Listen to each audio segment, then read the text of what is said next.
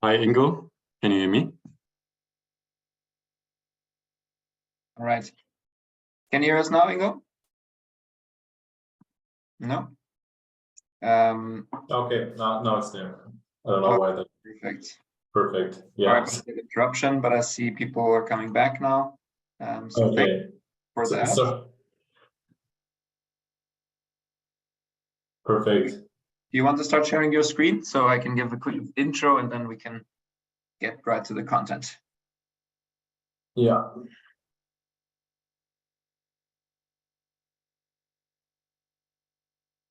All right. Cool. Yeah, let's skip the small talk and get started. Sounds good. All right, let's go to the topic of today, pricing and revenue management methods. So this is one of our kind of cornerstone webinars, one that is also among the most popular. So I think we've received a record amount of subscribers to this webinar. So thanks all for joining us today. And I think it's quite a relevant one as it's really fundamental and explaining a lot of the theory behind revenue management and pricing. So hopefully we can elucidate a little bit the different methods that exist out there and how the strengths and weaknesses of the respective methods that are out there are. For the host today, we have Dr. Ingo Reinhardt again, our founder and managing director with over 14 years experience in pricing and revenue management. I'll be moderating today a little bit, and also we have Jonathan here from our marketing team who will be similarly moderating in the chat. So if you have any questions, please use the Q&A or the chat function down in the Zoom bar, and feel free to type away any comments or questions that you have, and we'll answer them at the end of the webinar. So just a quick word about Buynomics. As most of you know, we're a software provider for revenue and price optimization. So we have a really a different method to the one that we're going to be discussing today, which covers much more than just one revenue lever. As you can see, if you book a demo with us, we can get highly predictive, highly accurate forecasts for you at very fast speeds, leading to high ROIs for companies around the globe. But I'll hand over to Ingo to get us started on the content, as I see some more participants just dropping in now, and these are just in time to kick off the content on pricing and revenue management methods. Yeah, thanks, Paul, for the intro, and thanks everyone who's joined for this webinar. I think it's an interesting and important topic for everyone, for all of us in the pricing revenue management field. Please excuse the initial trouble we had. I couldn't hear anything, so we had to restart the webinar, but I think we're now all set up, and I hope that we didn't lose anyone in the first minute because of that. All right, but without further ado, let's get right into it. Because I think we're living in an increasingly complicated world.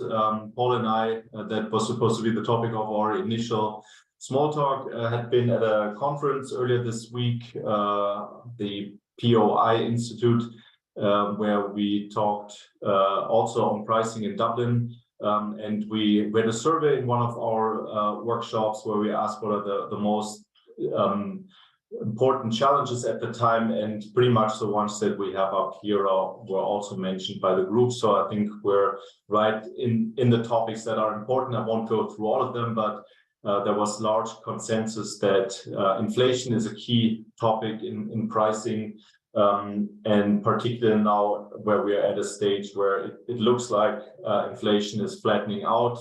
In many categories and industries, costs are flattening out or even decreasing, and we're now finding ourselves in an increasingly difficult situation because many companies who have been in a very stable environment over the past year now had to make larger price increases in the context of inflation, and therefore many find themselves a bit further away from their profit or revenue optimum, whatever they're aiming for, than they used to, and this has increased massively the complexity of the pricing challenge in line with other challenges that we face, like the threat of a recession at the moment, then increasing regulation like the HFSS regulation, for example, in the UK. We see ourselves in a technological changing environment. Some new technologies are helpful, some are potentially a threat. I think what the options, and we'll talk a little bit about this here,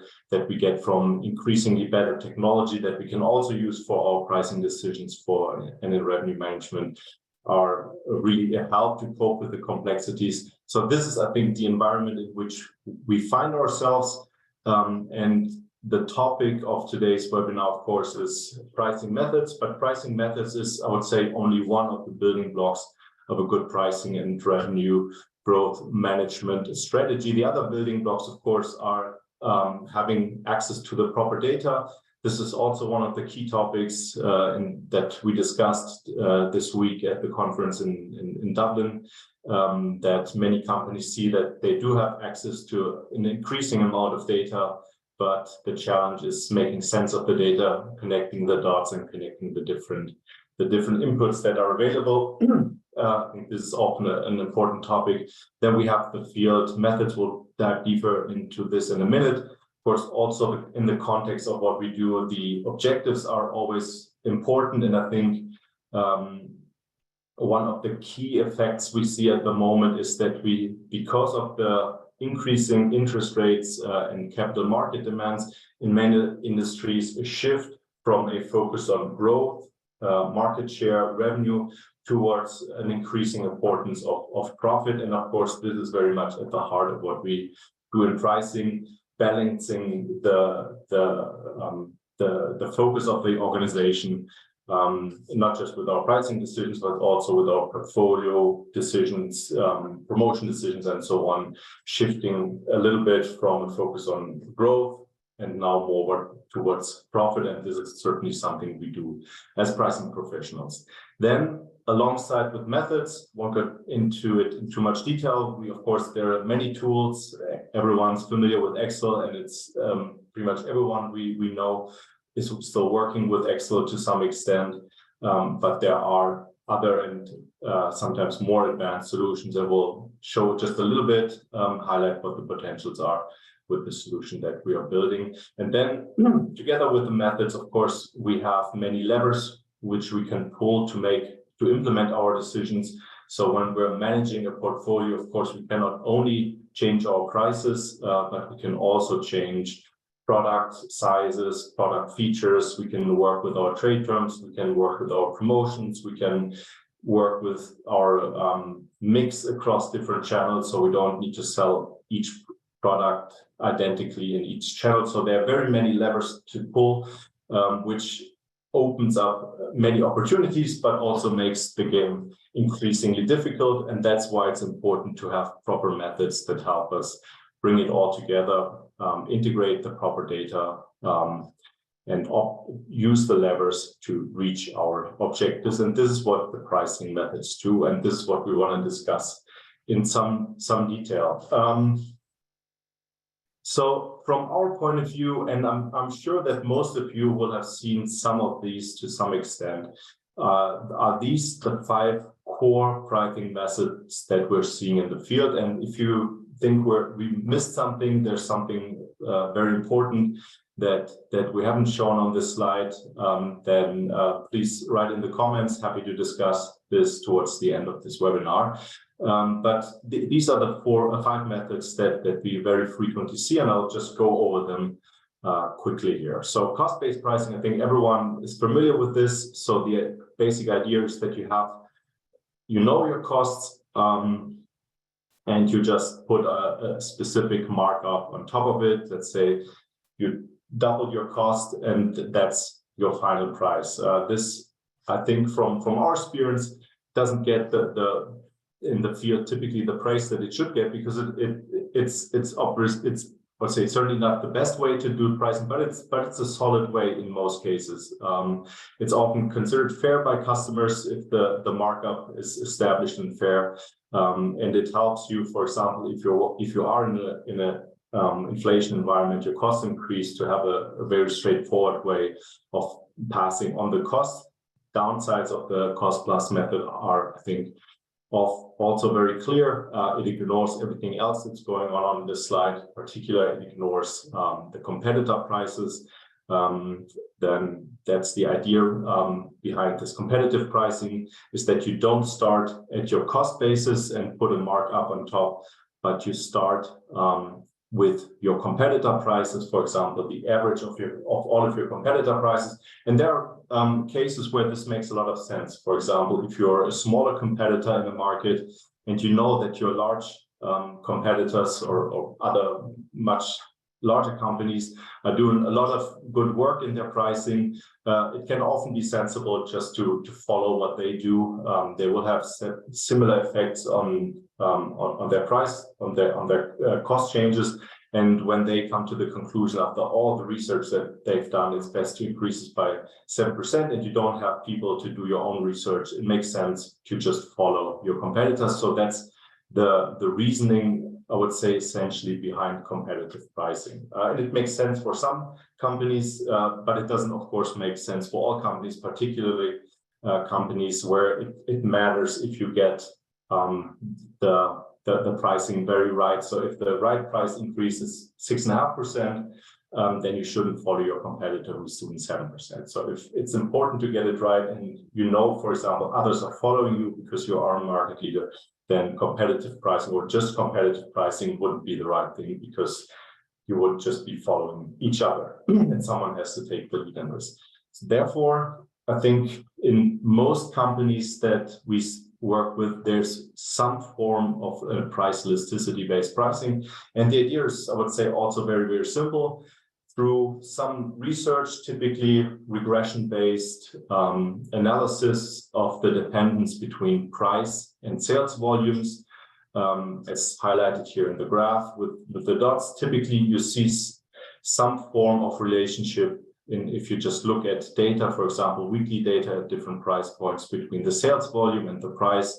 Typically, with higher price comes lower sales volume. You try to understand the relationship and use it to compute a price elasticity. And with the price elasticity, as a company, you can sort of predict how your demand changes if you change your price. For example, if you have a price elasticity of -2, that means if you increase your price by 10%, you will lose 20% in sales, and this might or might not be the right strategy. I think there's an important formula that we always repeat in all our sessions is, if you're living in a world where there's just one product and you know the price elasticity at each point, at each price, then you know you have found the optimum when the equation margin times elasticity is -1 is satisfied. So as I said in the example with a price elasticity of -2, if you have a price elasticity of -2, then your profit optimal margin is 50%. So for example, if your costs are 100, you should sell the product at 200. So it's very simple, but only in the case where there's just one product in the market.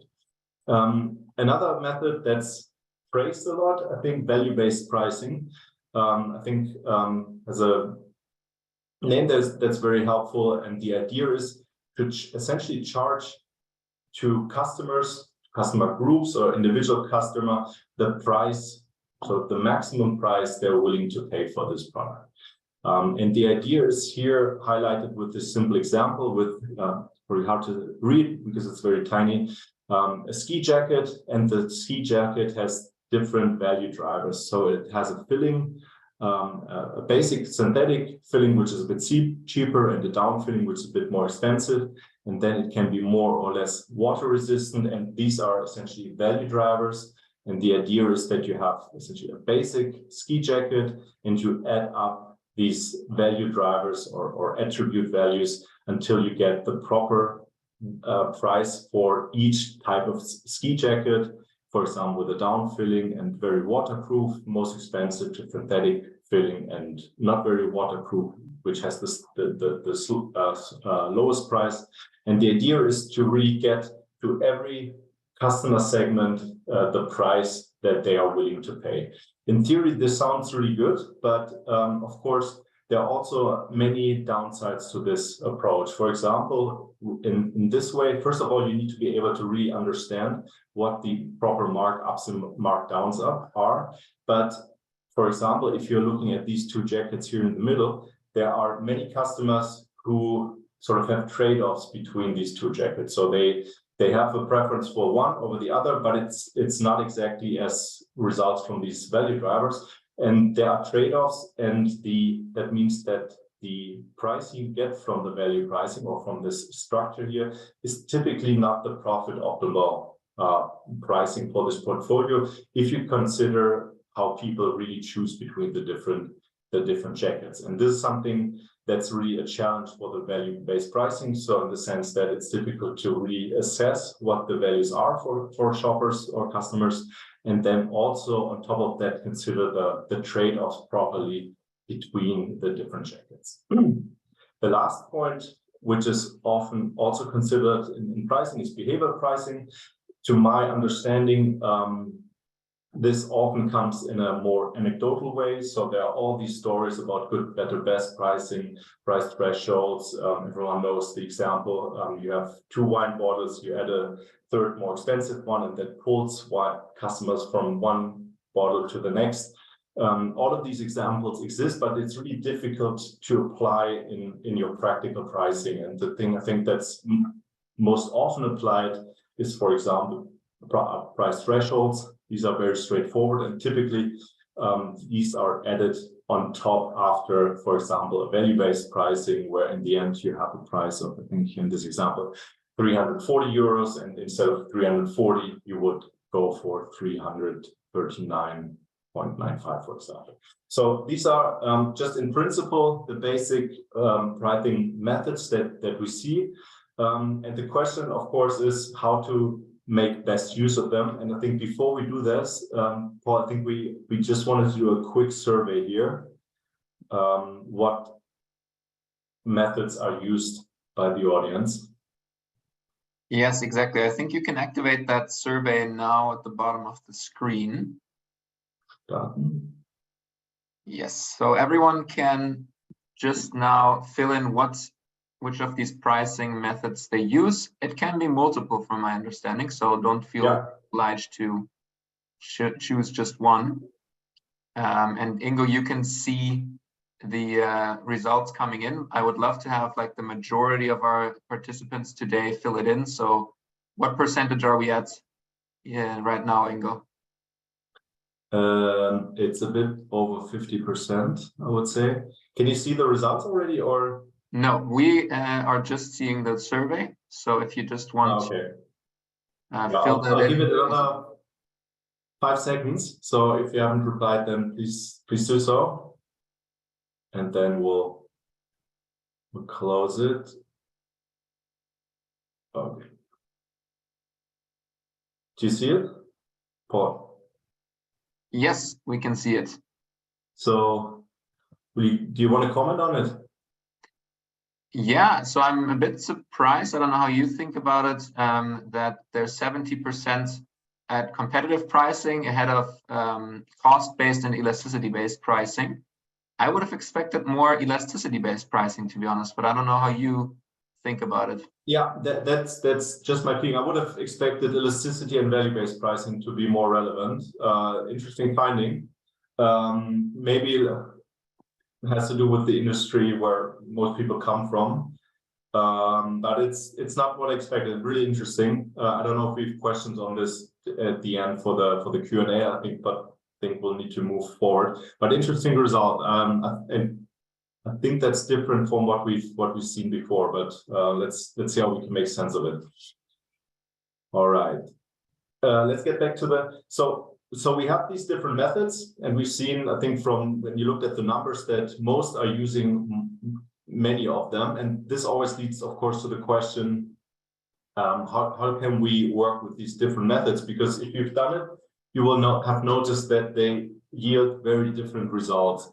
And this often leads to the need to integrate them. And I would say I've seen all kinds of stuff. I've seen just having 3 of these methods, and they were just averaged out in the end. So I don't know, one gives you a price of 100, the other one gives 130, last one 150, and then it's just, okay, let's go with 130. But this doesn't really serve any of them or most of them typically, because there are typically reasons for why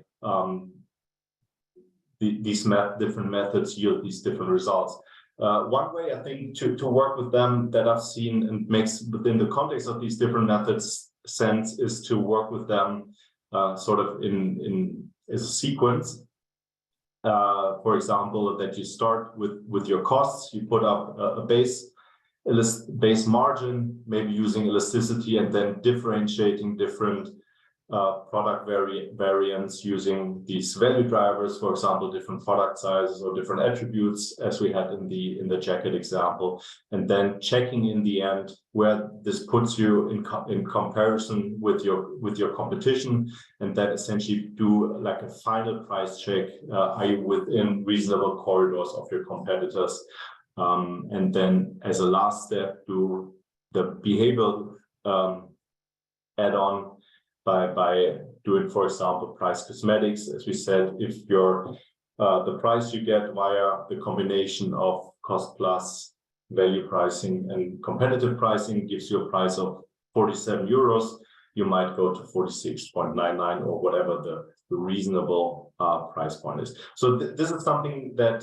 we're seeing a lot. And I think one name that we haven't used here so far is machine learning or artificial intelligence. And I wouldn't say that this is a pricing method on its own. It's typically done in combination with some of the other methods. And I think the only one that really justifies machine learning, because all the others don't really have that many inputs, is the price elasticity approach. And typically, just to conclude on this topic, what we see a lot is that many do or claim they do use machine learning for figuring out price elasticity. And in this context, I think it's important that there are two challenges we have in pricing. One is demand estimation, so understanding the relationship between price changes and the effects on sales. And the other one is then the price or portfolio optimization using the assessed demand effects initially.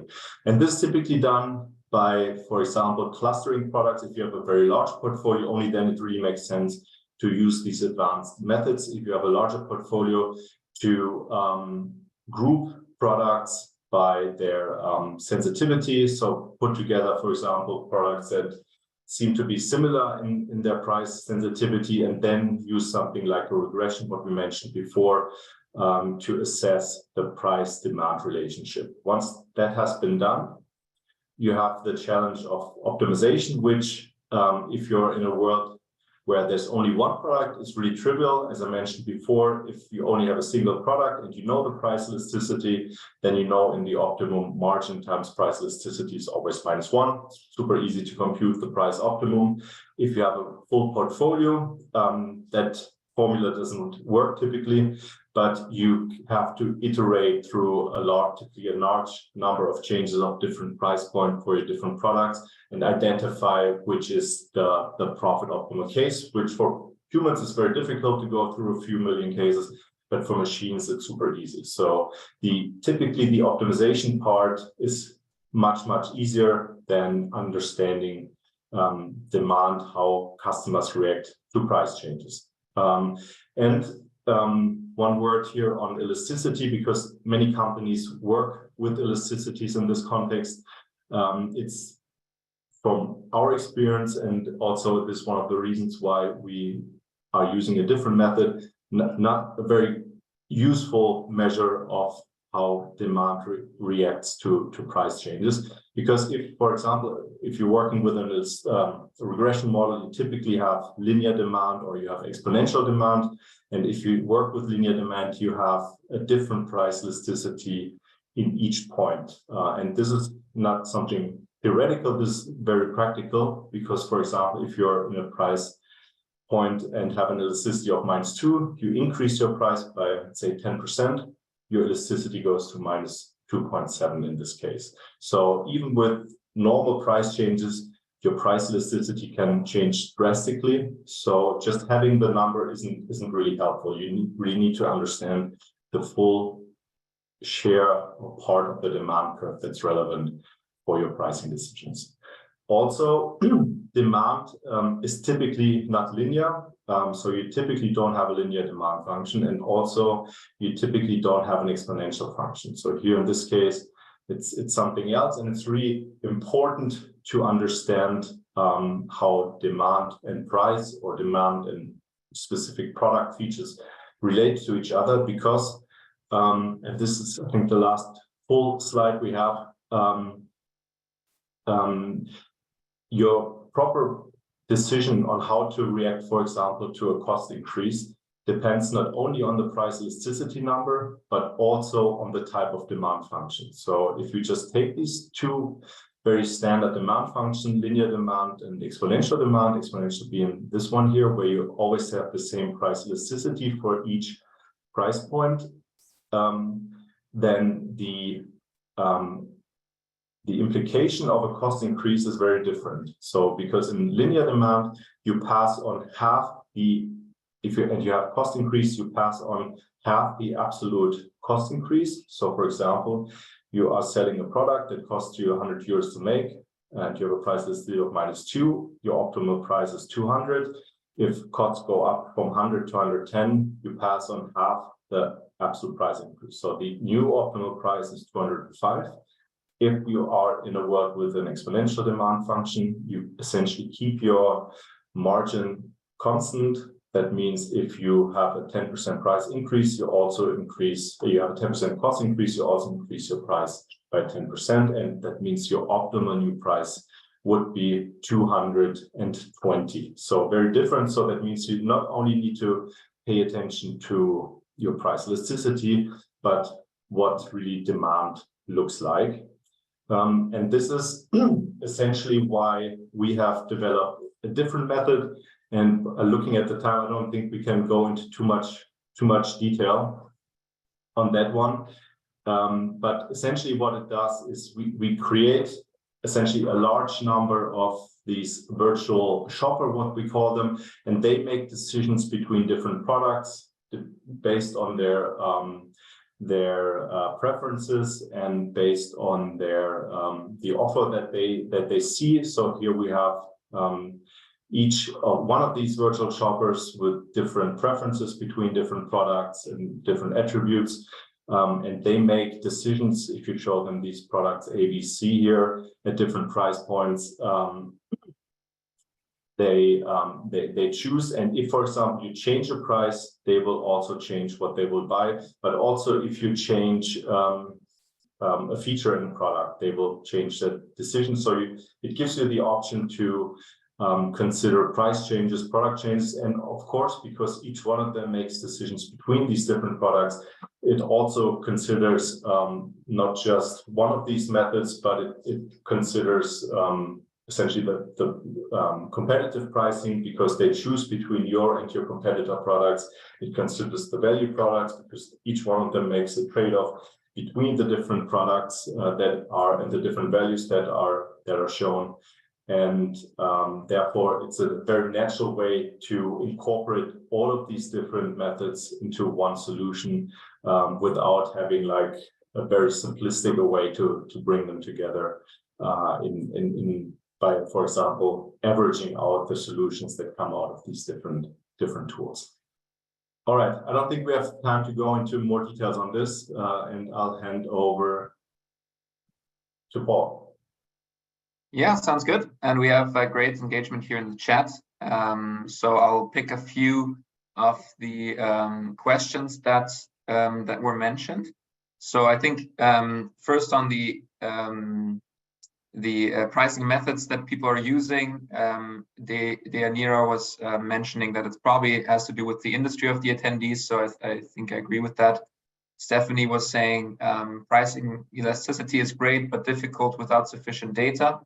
So I think that's true for most pricing methods, but I guess what she's also referring to is that the underlying data you need is not always available for that, and you can synthesize.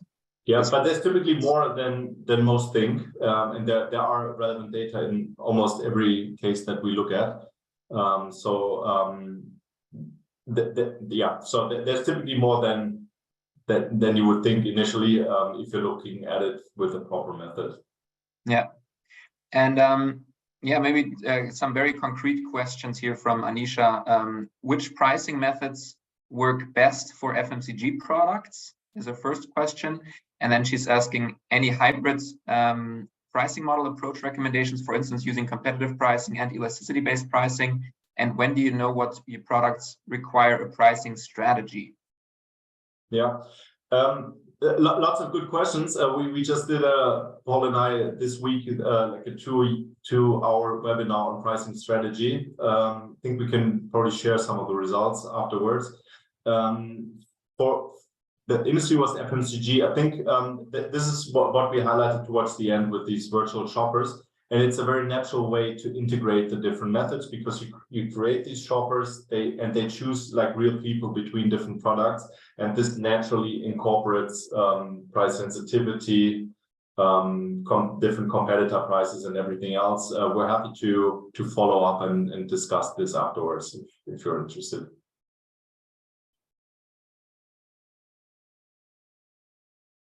Someone is also asking here, very specific question from Stephen. How do you calculate secondary display features in stores to the volume value creation, as secondary displays can lead to higher uplifts, which is not price related, but more because it's easier for consumers to find and interact with products in store. So I think he's referring to not only the price effect, but also the behavioral or the nudging effect. Yeah, so this, I don't think we have time to go into detail, but essentially this can be done. So just as you have product features, you can also, in a model like this, consider different behavioral aspects. So for example, highlighting certain products with like a promotion sign, highlighting products by putting them somewhere else. And this can also be assessed from the data. So if these things have been done in the past, you will see what type of uplift they produce, and this can be used to parameterize such a model. Happy to discuss afterwards in more detail. Perfect. I think we can stick around for a few more questions, and we'll record this for everyone who has a hard stop, obviously. Michael is asking which pricing approach is optimal and risk averse for market share leaders in the category. Say again. So it's quite a general question, but let's see if we can shed some light here. So Michael is asking which pricing approach is optimal and risk averse for market share leaders in the category. Market share leaders. I'm not sure if there's like an easy way to say that, or like a simple answer to give. But of course, if you're the market leader, it's typically others are more likely to follow you than you're likely to follow them. So you will have the sort of like the price leadership in the industry, and things like looking for like elasticity, or more general, like how shoppers respond to your price changes is most important to understand this. The advantage, if you are the largest and others follow you, is that this is something you can also consider in your price decisions. And if you know that others will follow your price changes, that has the effect that it lowers the elasticity, because if others also follow your price move, then shoppers have fewer alternatives to move to, and this generally reduces the elasticity. So this is, I think, just in general, like a simple answer, but like the specific answer, of course, depends on the details of the industry or the category. Yeah, and we can also think of other levers to pull, right? We don't only have to do pricing action. We can also consider PPA or pack price architecture and other levers like promos. Stephanie is asking, do you find one methodology is preferred over another in B2B versus B2C? Probably referring also to our poll that we had earlier. Yeah, so in B2B, and I think this relates to a question that we had before with data availability. So in like when we say B2B, and we mean a context where you're offering a specific offer at a specific individual price to a specific customer in a specific situation and so on, then you typically don't know your competitor prices very well. So it's it's much more difficult to consider the real or the actual competitor prices for the situation, just because you don't know them in general. And therefore, it's much more important to have an understanding of sort of the elasticity that's relevant for a specific type of customer or category, and also understand the sort of willingness to pay for a specific customer type. So is this because of the customer's industry or the size of the customer? Is this one that can pay more or less for a certain product? This is more important to understand. So it goes more into the elasticity, value-based pricing, just because typically you don't know your competitor prices in this situation very well. Great. And we have one more question in the Q&A. What types of pricing are more challenged with high inflation rates, e.g. over 5% monthly inflation? We can think of Turkey, we can think of Argentina. And I think, like, if we compare something like an elasticity to something like competitor or cost-based pricing, is there any general rules that we can make about their ability to deal with inflation, high inflation? Yeah. So here again, I think when inflation is systemic and we have fairly stable price increases from month to month, let's say, in this example, you mentioned you have, let's say, 5% each month, then this can be included via something like a value driver or price driver model, where you say, okay, this is our pricing, and it just goes up, let's say, 5% each month. This is something robust, more or less robust, but it needs to be checked. A challenge, of course, in this situation is that also competitive pricing is more difficult, because your competitors also live in a more challenging way, and they will probably be less consistent in high inflation. And measuring elasticity also, particularly with methods like a regression-based tool like the one we showed, is much more difficult, because it requires more normalization or cleaning of the data. So these things become more challenging, and therefore something like a sort of like a price driver model, if you don't have the proper analytics, is helpful, where you consider these inflation price increases on a monthly basis, for example. Yeah, sounds good. I think we're almost all out of questions here. So if you want to add more, please feel free to do so in the chat. I'm just adding my email as well. If you want to reach out regarding these topics, potentially also what our solution can provide here. Someone is also adding to what you said, Ingo. In Argentina, we used a percentage of price increase considering inflation and devaluation, monitoring competitors as well. Elasticity info was impossible. I guess, if prices rise and demand doesn't really fall as much because people are expecting it, elasticity is almost useless, right? It becomes positive to some degree. So I guess that's what Florencia is referring to. Yeah. So I mean, the baseline shift, right? This is it becomes more difficult, because like 1 unit of money in 1 month isn't the same as this 1 unit of money in the next month. So they have different values. It requires some normalization over time, and this is somewhat difficult to get right. So and this makes the elasticity measurement much less reliable, because it's hard. It highly depends on the normalization, and you need to separate what's like inflation and what are real reactions to price increases in that category. Because, I mean, in the end, inflation is not really a single number. I mean, we're used to having a single number for the whole economy, but in reality, you have inflation, and it's different in each category. And then you need to understand what's like the category inflation versus what's the proper reaction, what the actual reaction in that category to a price change. Yeah. That sounds Sounds quite resonating here with Florencia, who says exactly. Great. I think that's it for our webinar today. Ingo, if you want to go to the next slide, and we still see a high amount of people who are still participating. So you can join our Buynomics talks on June 2nd, which should be next week, if you're interested in a general lesson on pricing roadmap. I think we're focusing on B2B here. So if you're in that area, then please join. And in 2 weeks, we'll have a promotion optimization webinar again to discuss balancing revenue, promotional ROI, and profitability. And yeah, we'll see you at one of those. I think Jonathan has just pasted the link to both of those to register, so please do so. You'll also receive the invites by email on Monday, together with the slides and the presentation.